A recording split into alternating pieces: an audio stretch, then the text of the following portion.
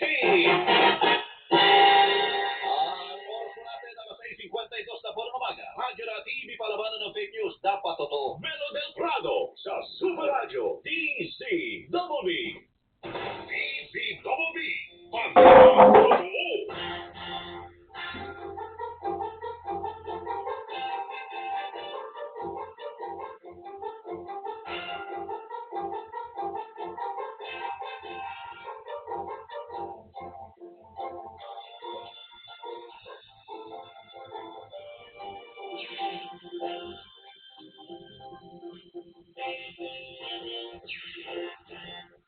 Sa bawat balita at kwento na aming hatid, kayo ang aming kasalo. Kaya naman patuloy kaming maghahatid ng inspirasyon sa lungkot at saya ng buhay. Dahil ang Super Radio DZWB, walang kinikilingan, walang pinoprotektahan. Noon at ngayon, serbisyong totoo.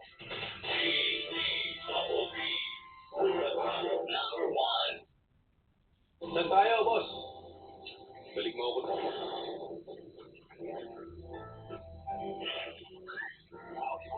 Hindi ko kayo tuturuan ng gusto nyo. Ituturo ko ang kailangan nyo. Fill your nights with intense action. Parang panahon pa naman hindi tayo nagkita. Ano nangyari? Sabihin mo ako. Nagkamali ka. Ikaw ba, Mr. Beck? Hindi ka pa nagkamali kahit minsan? Heart-pumping action on J-Flex. Keeping it good.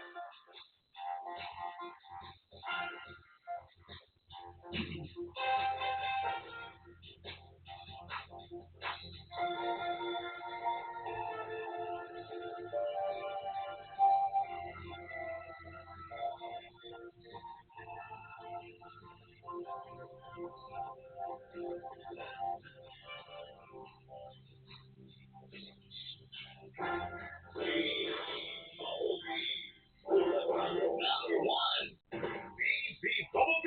Balitang tama. Balitang totoo. Alam mo, isip ko na po ng umaga. So yun po ang nangyari sa House of Representatives. Dito naman tayo sa Senate Flix. Nagsalita na po yung mga pamilya ng mga miyembro ng Senado bago martial law. Sino po ba yung mga mambabatas natin ng bago mag-martial law? Yun, banggit ni Congressman Erice, Senador Ninoy Aquino, di ba? Tanyada.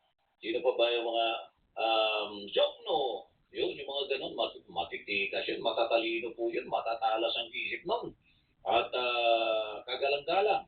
Talaga mga respetado po mga kapuso at talagang pinag-uusapan tungkol sa pagpapantay ng mga batas. Ayun, pero sabi ng mga pamilya po ng mga miyembro ng Senado bago ang martial law, yun ang tawag nila sa kanilang grupo, no? Mga miyembro ng Senado bago ang martial law, hindi na yan ang itsura o imahe ng Senado na kanilang nakikita ngayon. Yung kilala nilang Senadong talagang pandayan ng galing at paninindigan mga kapuso, yung tinatawag natin na bulwark of democracy at conscience of the people, conscience of the nation. Natatandaan niyo ba ng tinatalsik mga kapuso ang base militar ng Amerika dito po sa Pilipinas? Abay, kahit mga kakampi ni perceived na mga kakampi ni dating Pangulo Corazon Aquino, yung mga senador noon sa Longga, yung mga nagpatalsik di ba? O ay wala siyang nagawa talagang sa ngalan ng soberenya ng Pilipinas. Yun, lumaya sa mga dito sa Pilipinas, mga kapuso. Yung base militar nila, Melo del Prado sa Super Radio DZWB. Ito po nangyayari sa Senado ngayon. The direct violation of the rule Senate and a serious disrespect for the institution and the Filipino people. Senate President Alan Peter Cayetano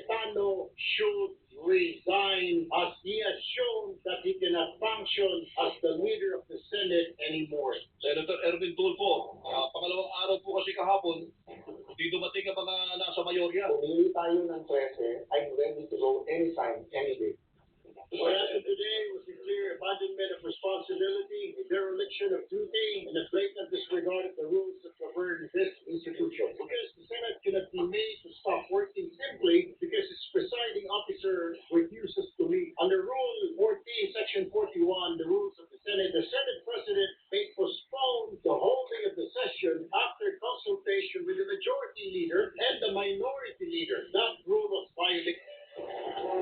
Ito po, sagot ulit, Senate President Alan Peter Cayetano. May kasamang mga protesta yon, protest against a puppet Senate na gusto nila. So ngayon po, ang majority, ginagamit din po ang rules sa tama, morally, legally, to ensure na hindi agawin ang mga committee para po matuloy ang hearing ng Blue Ribbon sa Thursday at ang iba't iba pang mga importanteng hearing sa bawat committee. So majority po, kinakausap po nila, gusto po nila na lumipat po si Senator Lapi, si Senator JV, kami pong magkapatid ng Tulfo Brothers na sumama po sa majority. Salita po sila ng salita na gusto nila lumipat po sila na pinakausap po. Kami din po naman eh. Inopera din po kami ng komite. Lumipat po kami 4 para ilan sila dati? 13 para maging 17 po sila plus 4. Hindi naman po kami pumayag. Ano ba talagang pinag-aawayan ng mga mababatas na? Interes ba talaga ng bayan? O interes ng mga kakampi? O bulsa? O, kayo nga ang sumagot? Sana magkaroon muna sa ating lahat ng pagkakasundo na huwag nilang kunin yung panig ng morality sa kanilang side. Nakakala mo, sila itong tama, sila yung silang pinanggagalingan na lahat ng issue ng moralidad. Hindi totoo yan. Well, mali yung mensahe ni Senate President Alan Peter kahapon, with all due respect. Hindi issue ang Senate independence sa mga pangyayari that happened yesterday at sa mga pangyayari kahapon. Yan po ay tungkol sa rule of law at saka accountability na mga pangunahing dapat ding panindigan namin bilang Senado. Yung Sandigan Bayan Action, lawful step yan patungo sa accountability. Senator Risa Ontiveros. Melo del Prado sa Super Radio DCWB. Ay, ang mga kapuso, subaybayan niyo po dito sa Super Radio DCWB ang palatuntunang Negosiyensya. Mapapanood at mapapakinggan sa Double B TV at Super Radio DCWB simula sa 13 ng Hunyo, alas 9 ng umaga. Palitan na po sa ilang saglit dito sa DCWB. Walang kinikilingan, walang pinoprotektahan. Noon at ngayon, serbisyong totoo. Melo del Prado sa Super Radio DCWB.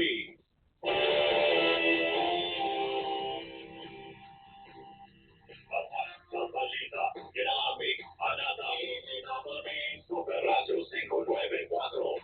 Alerto, servisyo, totoo.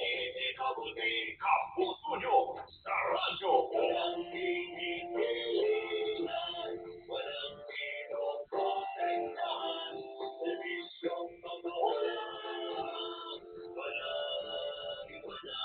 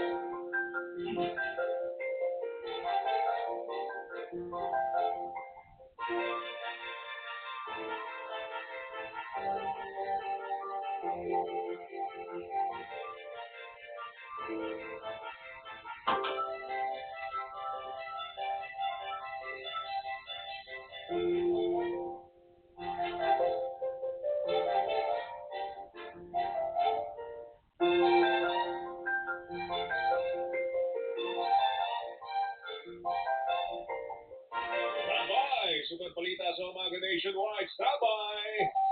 Dito sa GMA, naniniwala kami ng nagpapalita. Dapat walang kinikilingan, walang mga interes na pinoprotektahan, walang pinapakalagaan, kundi kapakanan ng sambayanan at katotohanan. Balitang walang bahid, walang labis, walang kulay. Serbisyong totoo lang. Oras, 3 minuto, makalipas ang alas 7.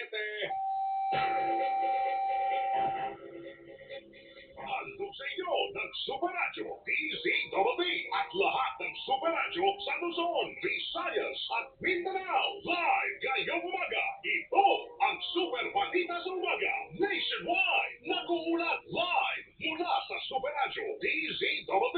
Narito sila Joel Reyes-Abel at Melo Del Prado. Miyerkules po ngayon, ika-3 sa buwan ng Hunyo, taong 2026 sa ating mga headlines. Mga miyembro ho ng Senate Minority Bloc. Pinagbibitiw na sa pwesto si Senate President Alan Peter Cayetano dahil di na umani niya nagagampanan ang kanyang trabaho bilang pinuno ng Senado. Cayetano handang mag-resign kung makakakuha ng sapat na bilang ang minorya. Senador Erwin Tulfo idinantad na sinuyo siya at 3 senador sa Minority Bloc para lumipat sa Majority Bloc. Tulfo inamin naman na may ilang minority senator na sinusuyo ang ilang kasapi ng minorya o mayorya para umanib sa kanila. Pagkakaisa ng Senado, mabubuo lang kung magpapatuloy ang pagdinig sa maanumalyang flood control projects ayon kay Senador Rodante Marcoleta. Dating House Speaker Ferdinand Martin Romualdez inimbitahan sa pagdinig bukas. Malacanang dismayado sa nangyayaring gulo at ingay sa Senado, mga nangyayari sa Senado. Dapat ikamahala ng mga naniniwala sa demokrasya ayon kay Vice President Sara Duterte. Pagpasa ng saktal kina Senador Jinggoy Estrada at dating DPWH Secretary Manuel Bonoan para naman sa kasong graft at plunder. Kaugnay ng maanumalyang flood control projects, itinakda na Sandigan Bayan bukas. Cavite 4th District Representative Kiko Barsaga pinatalsik ng Kamara matapos magdesisyon ng plenaryo na aprobahan ang rekomendasyon ng House Committee on Ethics and Privileges laban sa kanya. House Prosecution Team kukontrahin ang hiling ni Vice President Sara Duterte sa Senate Impeachment Court na ibasura ang Articles of Impeachment laban naman sa kanya. Pambansang pondo para sa 2027, inilalatag na kasunod ng pulong ng Development Budget Coordination Committee ayon sa Malacanang. Pangulong Bongbong Marcos, tiniyak ang buong suporta sa sektor ng edukasyon sa pagbubukas ng klase sa darating na Lunes, June 8. Ilang na mga nasawi sa gumuhong itinatayong gusali sa Angeles City, Pampanga. Umakyat na sa 21 matapos ma-recover ang labi ng isang sanggol. Department of Science and Technology, inilala ang Super Radio DCWB at WBTV bilang kapartners ng istasyon o ka-partner na istasyon sa pagbibigay ng makabuluhang mga impormasyon. Bagong programa ng DOST na Negosyensya, mapapanood at mapapakinggan sa WBTV at sa Super Radio DCWB simula sa June 13. Super Balita sa Umaga nationwide. Para hindi mauli sa mga balita, sundan ang mga social media accounts sa Super Radio DCWB. Mag-subscribe sa aming YouTube channel at kami follow sa Facebook, TikTok at X. Hanapin lamang po ang Super Radio DCWB para makita ang aming mga official social media account. Tutok na para sa mga balitang tama at totoo, mga kapuso. Bantay Panahon! Apektado ng hanging habagat ng Northern Luzon, Central Luzon at kanlurang bahagi ng Southern Luzon. Dulot po nito ang Metro Manila, Pangasinan, Zambales, Bataan, Tarlac, Pampanga, Bulacan, Cavite, Batangas, Occidental, Mindoro at Palawan.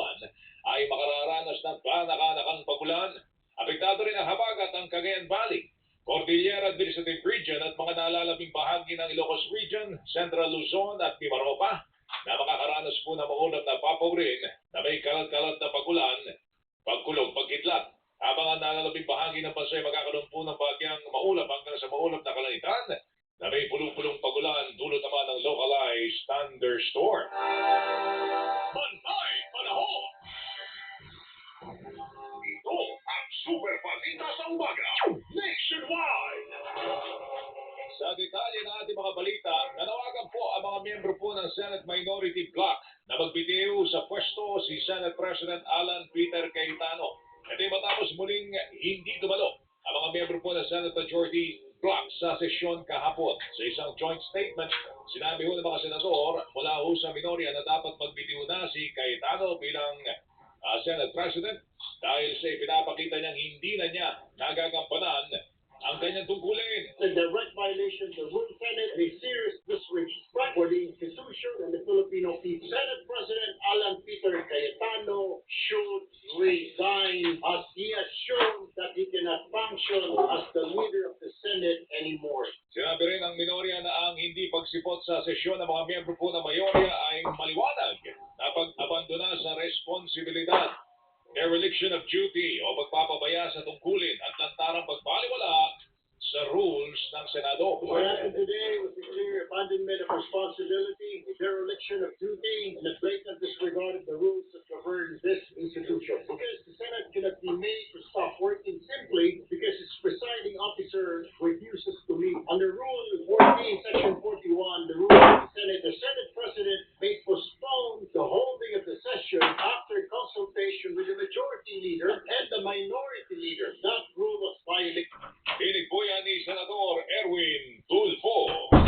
Siyam na minuto na po, makalipas ang ikapito ng umaga, walang nakikita si Senador Erwin Tulfo ng posibilidad na bababa sa pwesto si Senate President Alan Peter Cayetano. Yan ay sa gitna ng palawagan ng minority bloc na magbitiw na si Cayetano dahil ipinakikita niyang hindi na niya magampanan ang tungkulin bilang leader ng Senado. Ayon kay Tulfo, mahirap sabihin na bababa si Cayetano sa pwesto dahil ginawa na niya ito nung napagkasundo ang term sharing nila ni Nooy Marinduque Representative Lord Alan Velasco para sa liderato ng Kamara. Ginawa niya na po ito sa Kongreso. Pinadlock niya pa po yung Kongreso. So, paano na lamang ho ito? Baka gawin niya rin ho dito. Tapos may nakita po ako, may daladala siyang logo. Baka yung logo niya na Senate President, dinala niya po sa bahay, inuwi niya at doon po siya naglalay. Ayon kay Tulfo, sa ngayon ay tila mas gusto na lamang ni Cayetano na mag-vlog. Kaya makabubuting mag-resign na lang siya bilang Senate President at ituloy na lamang ang vlogging at posible pa siyang kumita mula dito. Para mas gusto na lamang po yata ni Senate President Cayetano, maging vlogger, Miss Mickey, siguro, kaya nga, mas maganda, buwaba na lang siya, mag-vlog siya ng mag-vlog, lahat po ng vlog, mas maganda, kikita pa po, may denomination po, may bayan. Ang tinig ni Senator Erwin Tulfo. Inamo ni Senate President Alan Peter Cayetano ang mga gustong magpatalsik sa kanya sa pwesto na pakitaan siya ng 13 taga-suporta. Ayon kay Cayetano, handa siyang bumaba sa pwesto bilang Senate President kung makakakuha po na sapat na bilang na 13 ang minority bloc. Pumili tayo ng 13, I'm ready to go anytime, any day. Kasabay nito ay pinaliwanag ni Cayetano na ang hindi pagdalo na mayorya sa mga sesyon ay hindi o para hindi umano maapektuhan ang trabaho ng mga komite, partikular na dyan ang Senate Blue Ribbon Committee na nakatakdang magsagawa ho ng pagdinig bukas kaugnay ng maanumalyang flood control projects. May kasamang mga protesta yon, protest against a puppet Senate na gusto nila. So ngayon po, ang majority, ginagamit din po ang rules sa tama, morally, legally, to ensure na hindi agawin ang mga committee para po matuloy ang hearing ng Blue Ribbon sa Thursday at ang iba't iba pang mga importanteng hearing sa bawat committee. Dinig po ni Senate President Alan Peter Cayetano. Kaugnay naman sa hamon ni Senator Rafi Tulfo, magpakita po siya sa Senado at kung hindi ay siya'y duwag. Sinabi yun ni Cayetano na kung hindi ito Tulfo ay isinumbong na niya ito kay Tulfo. Paano raw kung hahamunin din niya si Senator Rafi Tulfo na magpaka-independent at kung hindi, duwag ito. Pinalalahanan po ni Cayetano si Senator Rafi Tulfo na hindi ito radyo o hindi ito TV program o entertainment ang Senado. At dapat ay maging professional sila at gamitin ang kanilang boses para sa kabutihan ng bansa. May dalawa pang tulpong pwedeng pagsubungan. Sino? Si Simon at si Ben. Simon at si Ben. Simon na lang, Simon. Oh. Kaaway yata nila si Ben. Samantala po mga kapuso, boycott o hindi pagdalo sa sesyon ng mga miyembro mayorya sa Senado kinuntira ni ACT Teachers Party List Representative Antonio Tino sa Bendanyo Malita. Ayon kay House Secretary Minority Leader at ACT Teachers Party List Representative Antonio Tino, hindi na umanong ang miyembro ng mayorya sa Senado sa pagpapakita ng kanyang entitlement at hypocrisy o yung pagiging abusado at hipokrito. Punto na kongresista ang mga ordinaryo empleyado ng gobyerno kaya mga buro, as workers at civil service workers ay nahasa ang sweldo o parusa kapag may hindi exist access. Ngunit ang mga nag-boycott ng senador at 2 araw nang hindi dumanong sesyon, patuloy ang sahot at 0 parusa.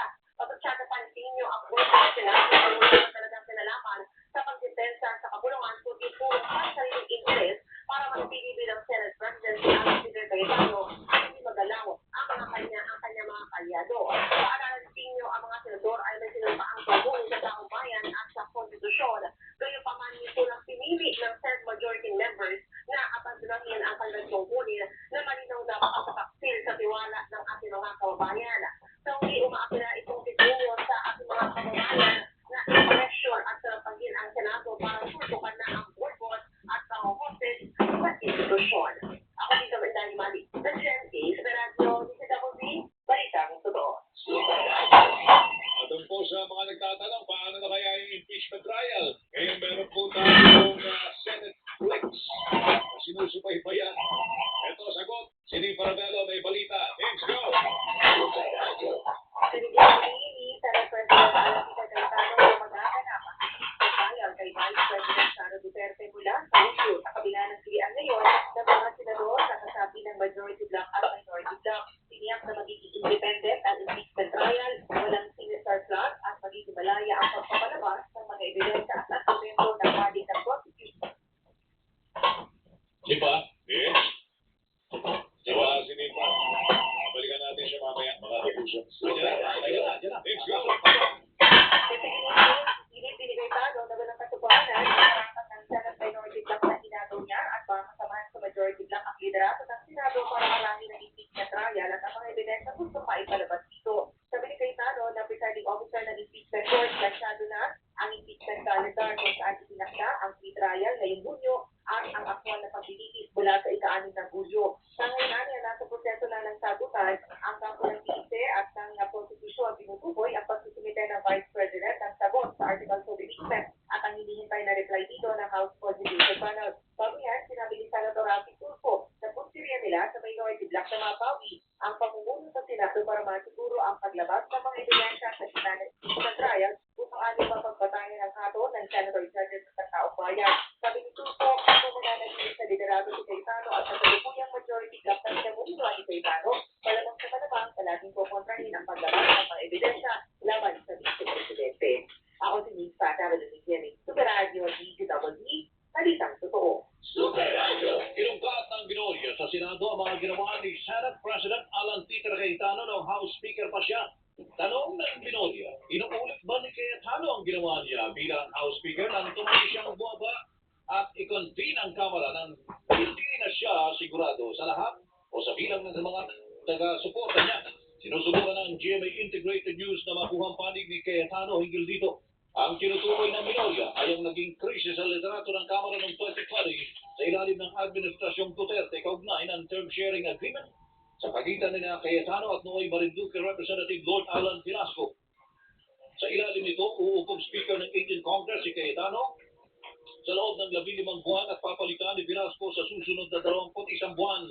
Pero nang palapit na ang napagkasundong palitan ng liderato, payag man naman si Cayetano na buwaba ay iba naman ang gusto ng kanyang mga taga-suporta. October 14, 2020, dapat ang sinasabing usapan ng palitan ng liderato pero bago nito ay biglang sinuspindi ni Cayetano ang sesyon noong October 6 na mas maaga sa original na schedule sa October 16.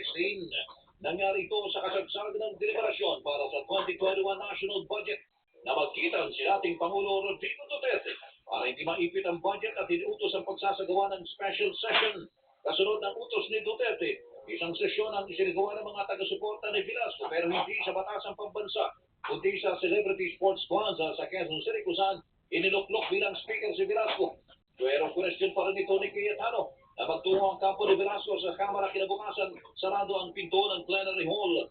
At dahil dito muling namagitan si Duterte at kasunod nito ay humingi ng pamanig si Cayetano sa dating Pangulo at ang pagkakaintindi man niya ay siya ang uupong speaker hanggang matapos ang deliberasyon ng 2021 National Budget. Inilanggad ni Senador Erwin Tulfo na sinuyo siya at 3 senador sa minority block para lumipat sa majority block. Sagot siya ni Tulfo sa naunang pahayag na ilang majority senators na may mga kasamahan po silang nililigawan ng minority block para lumipat sa kanilang panig. Anya, bukod po sa kanya, sinuyo rin na mayorya ang ng Senado, sina Senador Lito Lapid, Senador J.D. Ejercito at Senador Rafi Tulfo. So, minority po, kinakausap po nila, gusto po nila na lumipat po si Senator Lapid, si Senator J.D. Kami pong magkapatid ng Tulfo Brothers na sumama po sa majority. Salita po sila ng salita na gusto nila lumipat po sila na isang pinakausap po. Kami din po naman eh. Yung pera din po kami ng komite. Lumipat po kami na ako para ilan sila dati. 30 para maging 17 po sila plus 4. Hindi naman po kami pumayag. Kasabay nito, kinumpirma naman ni Tulfo na may ilang minority senators na sinusuyo ang ilang kasapi ng mayorya para sumanib sa kanila. Mga senior members po namin ng mga kausap po doon, mga kaibigan naman po niya. Kasama po yun. Senator Joy na, pare baka gusto mo lumipat dito sa atin. Yun po ang isa sa alam ko na kinakausap si Senadora Lore, kinakausap din. Eh magkakaibigan naman po yan, magkakasama sila 17, 18, 19 Congressman. Magkakaparsado na po yan, nagkaiba lang po ng bakod. Tinig po ni Senador Erwin Tulfo. Pagkakaroon lang ng pagkakaisa sa Senado kapag ipinagpatuloy na ang pagtinig sa manubalyang flood control projects. Yan ang sinabi ni Senator Rodante Marcoleta dahil sa ngayon ay patuloy mo ng hinaharang ng minorya. Ang pagkaraos ng pagbuo, ang pagtinig na pinubuong Senate Blue Ribbon Subcommittee. So, hindi sila gagawa ng parang para pigilin na naman yun. Kasi minuto sinasabi niya, illegal yan, ganito yan, kukustunin namin yan, puro ganun eh. Pagkatapos sila ngayon ang harapan, gusto namin mag-unify. Okay. Gusto namin magkaroon ng tigilan. Doon kami magsisimula.